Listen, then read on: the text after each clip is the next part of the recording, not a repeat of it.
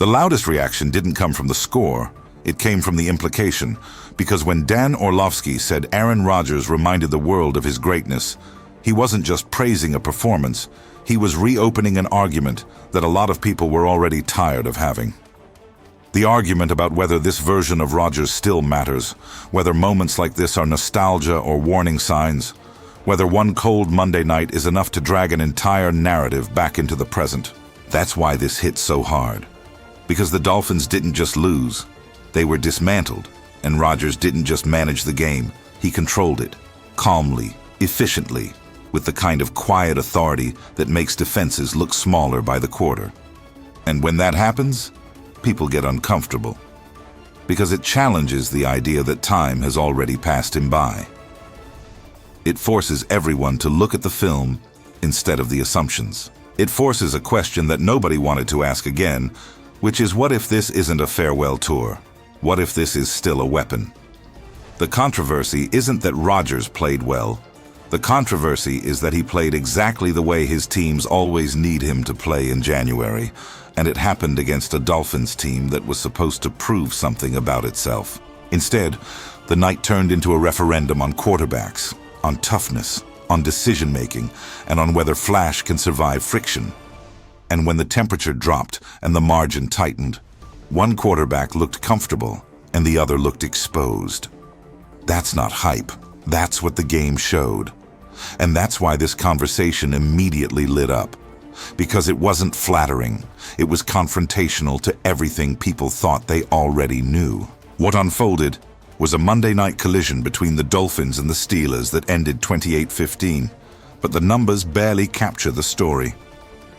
Tua Tagovailoa versus Aaron Rodgers in frigid conditions, with the temperature hovering around 10 degrees, with both teams knowing this game carried weight far beyond a single week. Early on, the Dolphins struck first, but the tone shifted fast. Tua threw an interception on a backside, read that simply shouldn't have been thrown, and from there, the game began tilting toward control rather than chaos. Rodgers didn't force anything.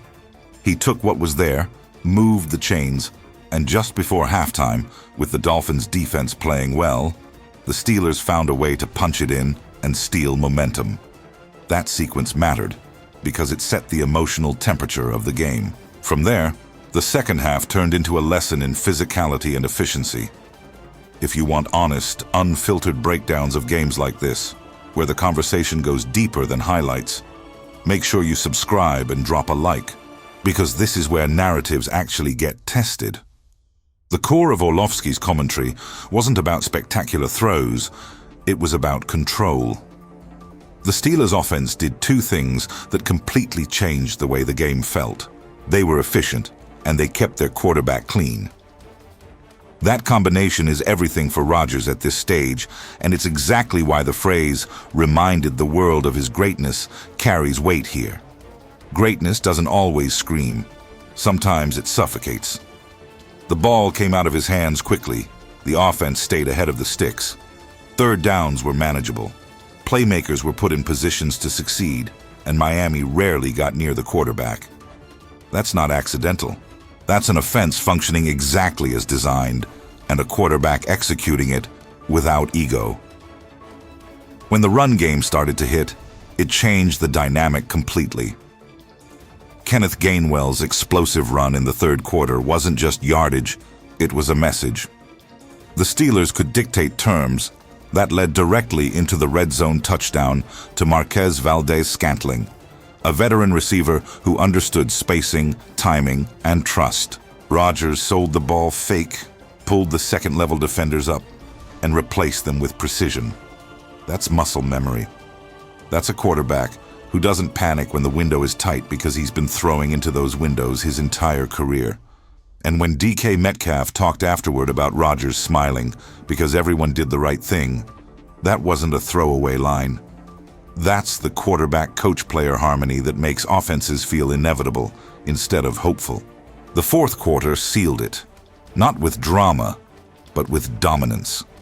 The Steelers began to impose their will, and Jonnu Smith's touchdown felt like the exclamation point on a night where Miami simply couldn't match the physicality. By the end, The Steelers had racked up massive yards after the catch, and that stat tells the entire story. When this team crosses that threshold, they win. And it's not because of trickery, it's because they are built to punish missed tackles. Gainwell in the flat, receivers turning short throws into long gains, size mismatches that defenders can't solve in space. Rodgers doesn't need to push the ball downfield constantly to destroy you. He needs you to fail in the margins, and Miami did. That's where the Dolphins' side of this becomes unavoidable.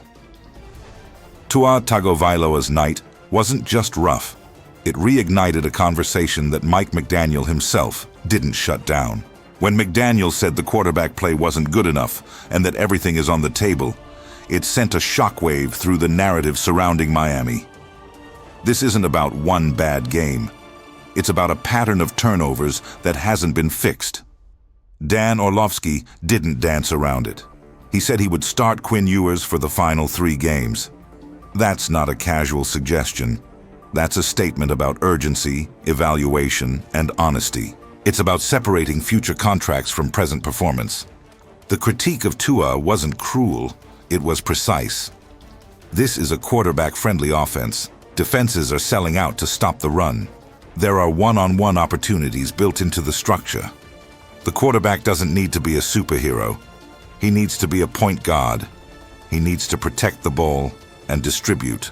And when you're not an above the X's and O's creator, when you're not the guy who wins plays after the defense wins the rep, then decision-making becomes non-negotiable. You cannot lead the league in giveaways and expect forgiveness.